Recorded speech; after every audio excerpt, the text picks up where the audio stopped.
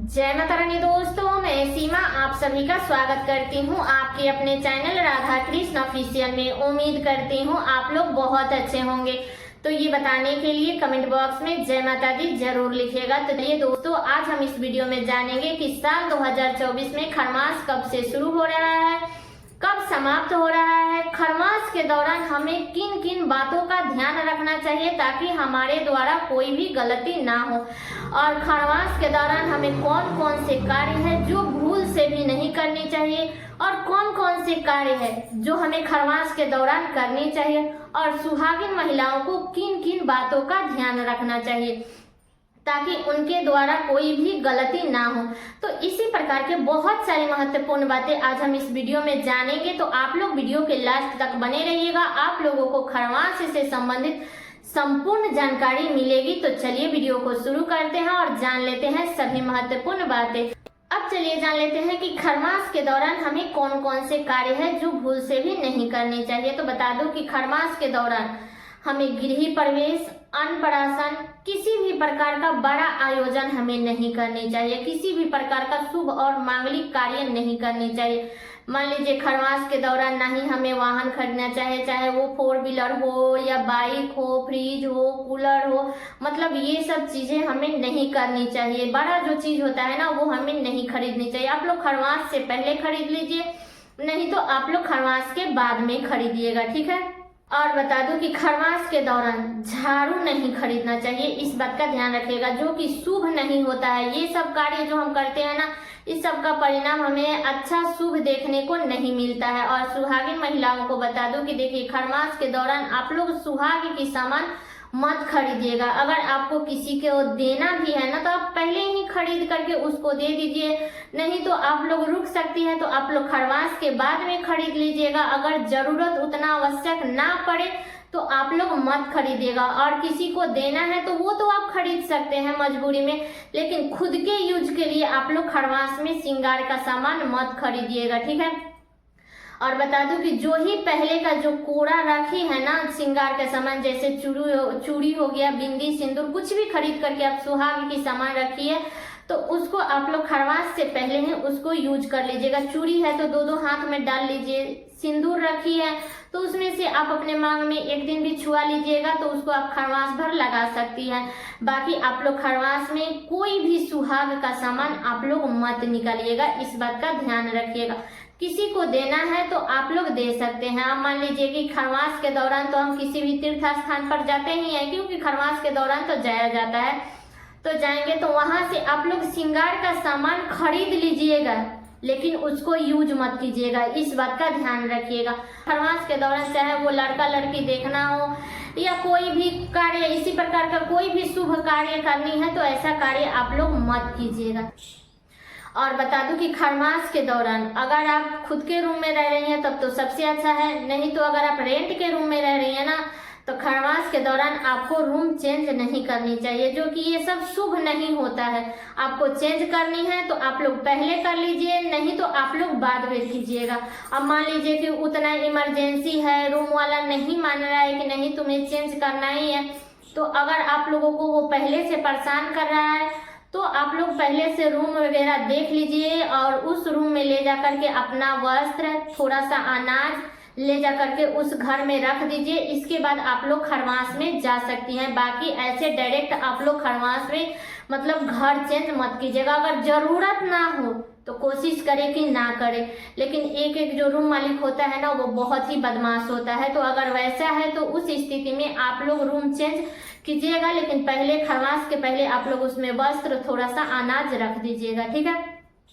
और बता दूं कि खरमास के दौरान हमें कभी भी पहली बार अपने ससुराल से मायके नहीं जाना चाहिए। अगर आप मायके में हैं तो मायके में रहें, ससुराल में हैं तो ससुराल में ही रहें, लेकिन पहली बार खरमास में नहीं जाना चाहिए। ऐसे तो मतलब किसी को भी नहीं जाना चाहिए ससुराल से मायके या मायके से ससुराल खरमास में, लेकिन मान लीजिए वैसा इमरजेंसी है, किसी का तबीयत खराब है, बहुत ज्यादा इमरजेंसी है, अगर वैसा स्थिति है कि हमें वहां जाना बहुत जरूरी है तो आप लोग जा सकते हैं। लेकिन ध्यान रखिएगा कि जब आप लोग खरमास में जाइएगा तो ना तो आप अपने घर से खोइछा लेकर के जाइएगा और ना ही उधर से आइएगा तो खोइछा लेकर के आइएगा, इस बात का ध्यान रखिएगा, ठीक है।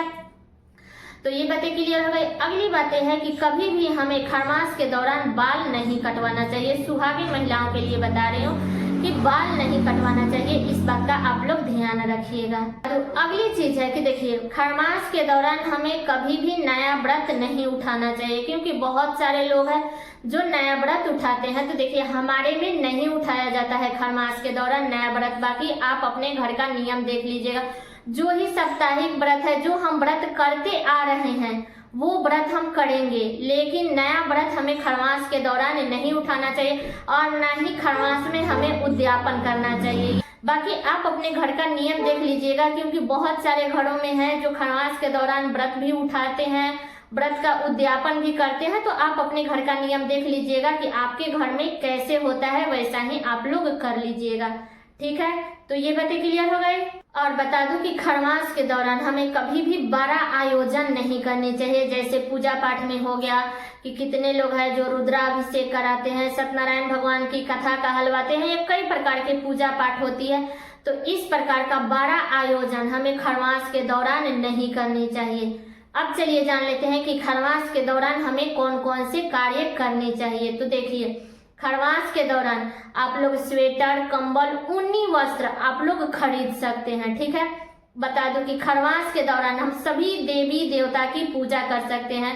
खरमास के दौरान खास करके मतलब कि ज्यादा सूर्य भगवान की पूजा की जाती है। सुबह में सूर्योदय के समय में सूर्य देव को प्रतिदिन जल देनी चाहिए। तो खरमास के दौरान हमें सूर्य देव की ज्यादा पूजा करनी चाहिए। बाकी सभी आप देवी देवता की पूजा कर सकते हैं, चाहे वो विष्णु भगवान हो, भोलेनाथ हो, सभी देवी देवता की पूजा आप लोग कर सकते हैं, ठीक है। और जिसको भी धाम तीर्थ भी जाना है वो लोग खरमास के दौरान जा सकते हैं, किसी प्रकार का कोई दिक्कत नहीं है।